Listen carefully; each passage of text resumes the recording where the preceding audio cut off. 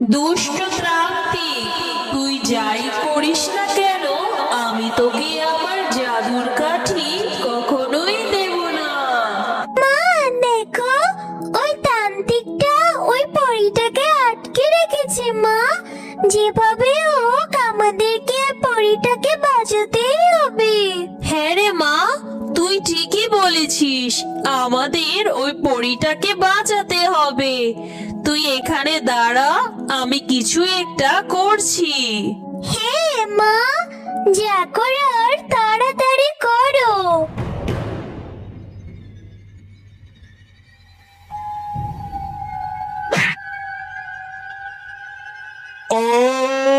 আমার সারা শরীর জ্বলে গেল, আমাকে ছেড়ে।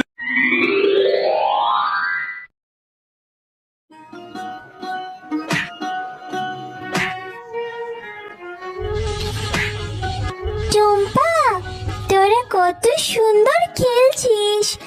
আমাকে কি তোদের সাথে খেলায় নিবি? আমারও না খুব খেলতে ইচ্ছে করে রে। না না, আমাদের সঙ্গে তোকে খেলায় নিতে আমরা পারবো না।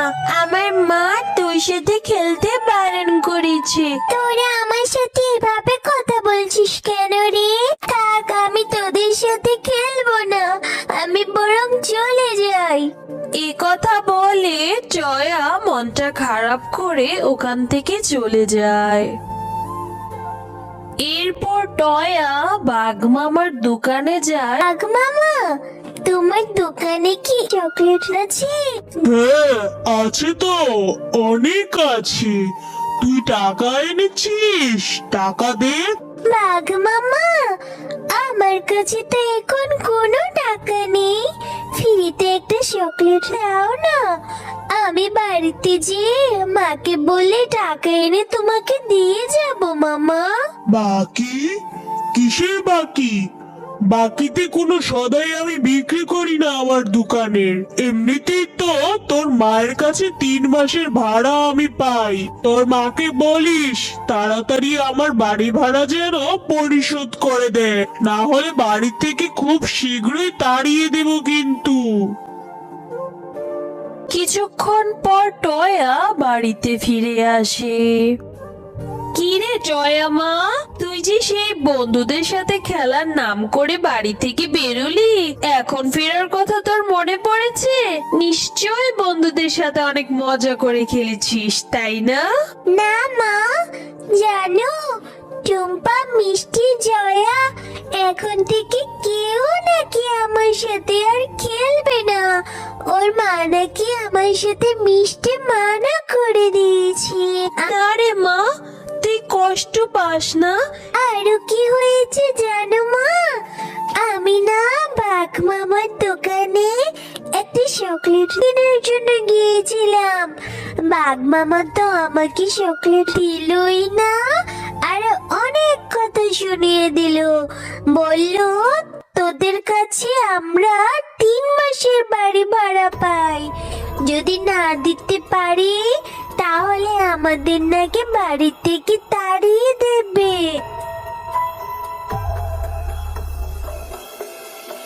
এই শেফালি, অনেক হয়েছে তোর ফ্রিতে থাকা।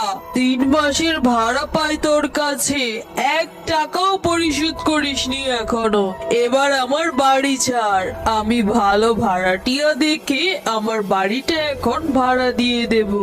দয়া করুন বাঘিনী ভাবি, এরকম ভাবে বলবেন না।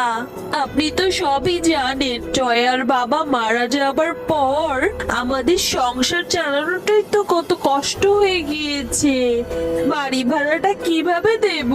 আমাকে কিছু সময় দিন, আমি আপনার বাড়ি ভাড়া পরিশোধ করে দেব।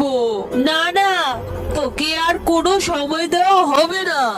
তুই এখনই তোর মেয়েকে নিয়ে আমার বাড়ি থেকে বেরিয়ে যা, আমি আর কোনো কথাই শুনবো না তোর। তারপর টয়া আর টয়ার মা বাধ্য হয়ে বাড়ি ছেড়ে চলে যায়। এরপর তারা মা ও মেয়ে অন্য বনে আশ্রয়ের জন্য ঘুরতে থাকে। এরপর তারা হাঁটতে হাঁটতে গভীর জঙ্গলে পৌঁছে যায়।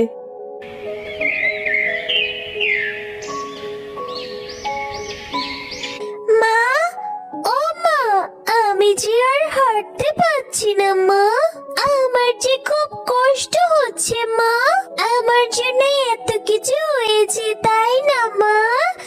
আমি বাকিতে চকলেট কিনতে চেয়েছি বলে বাঘ মামা আর বাঘিনী মাম্মি তোমাকে বাড়ি থেকে তাড়িয়ে দিল মা।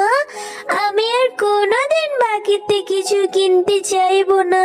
তুই কান্না করিস না রে মা, আমিও যে আর হাঁটতে পারছি না। আর বাঘিনী ভাবি বাড়ি থেকে বের করে দিয়েছে কারণ আমি ঠিকমতো যে বাড়ি ভাড়া দিতে পারি না। তোর বাবা মারা যাওয়ার পর কত কষ্ট করে সংসারটা চালাচ্ছি, দুবেলা দুমুঠো খাবারের জন্য। বাড়ি ভাড়া কোথা থেকে দেব রে মা? কিন্তু আশেপাশে তো কোথাও কোনো বাড়িঘর দেখছি না, আমার যে খুব কষ্ট হচ্ছে। চল মা, আমরা আরেকটু এগিয়ে যাই। আমার যে খুব কষ্ট হচ্ছে মা, ভীষণ ক্ষুধা পেয়েছে। কাঁদিস না মা, আর কাঁদিস না। আশেপাশে কোথাও তো কোনো বাড়িঘরও দেখছি না। আর একটু সহ্য কর মা, দেখবি আল্লাহ একটা ব্যবস্থা ঠিক করে দেবে।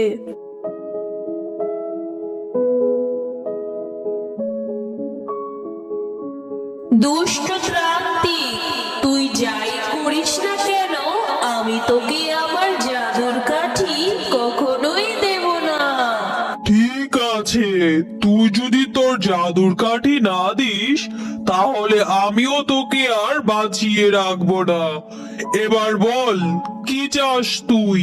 তুই যা করার করে নে, আমি তোকে কিছুতেই আমার জাদুর কাঠি দেব না। মা দেখো, ওই তান্ত্রিকটা ওই পরীটাকে আটকে রেখেছে মা।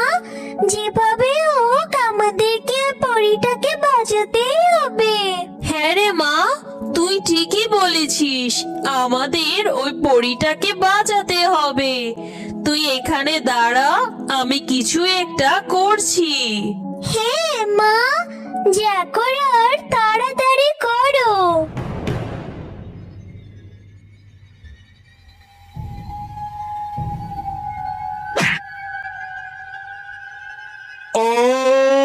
আমার সারা শরীর জ্বলে গেল, আমাকে ছেড়ে দে, আমি আর কখনো এমন করব না। তোমাদেরকে অনেক অনেক ধন্যবাদ, তোমরা আমার জীবন বাঁচিয়েছো। আজ তোমরা এসে আমাকে না বাঁচালে অনেক বড় অঘটন ঘটে যেত। কিন্তু তোমরা এই নির্জন জঙ্গলে এলে কি করে? এরপর শেফালি শিয়ালিনী তাদের সাথে ঘটে যাওয়া সকল ঘটনা খুলে বলতে লাগলো।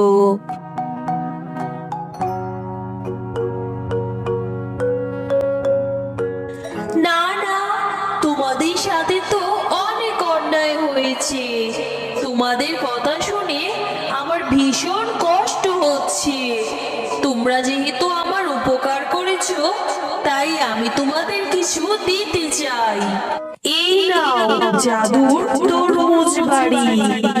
এই বাড়িতে তোমাদের যাবতীয় সকল কিছু পেয়ে যাবে, তোমাদের আর কোনো অভাব হবে না। তোমাকে ধন্যবাদ পরি, তোমার এই ঋণ আমি কোনোদিন ভুলবো না, তোমাদেরকেও আমি কখনো ভুলবো না। এখন আমি আসি। হ্যালো বন্ধুরা, গল্পটি ভালো লেগে থাকলে চ্যানেলটি সাবস্ক্রাইব করে দাও এবং পাশে থাকা বেল আইকনটিতে প্রেস করে আমার পাশেই থাকো। ধন্যবাদ।